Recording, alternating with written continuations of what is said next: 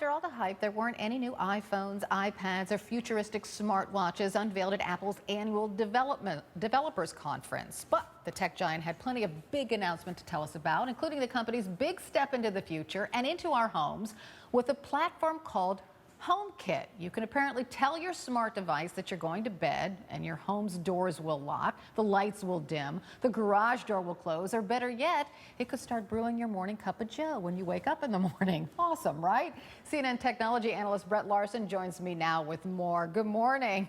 Good morning, Carol. So were you psyched by this? I was really, I think I'm with everyone else here. I was really hoping for a wristband or a new iPhone or some sort of thing. But I think the HAL 9000 level control over our homes with Siri should be very interesting. I can only imagine the myriad things that could possibly go wrong when you say, I'm going to bed, Siri, and she says, I'm sorry, Brett, I'm afraid I can't do that. For those of you that remember 2001, A Space Odyssey, a little nerd humor there.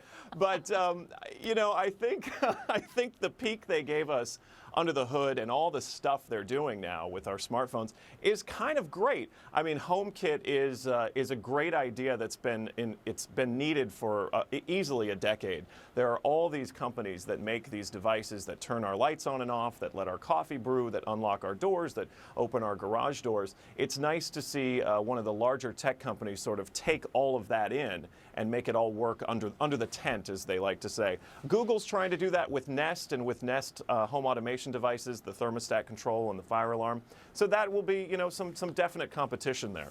Okay, so I want to talk about Apple Health because this was the part that really intrigued me because I like to, keep track of how I'm doing. So explain that to us. I actually think this is really the hidden gem in everything they announced last night or yesterday afternoon. Apple Health. There's all these devices that keep tabs on our vitals. I wear a heart rate monitor when I go for a ride on my bike. It not only knows where I've gone, it knows how hard my heart was pounding during the entire process.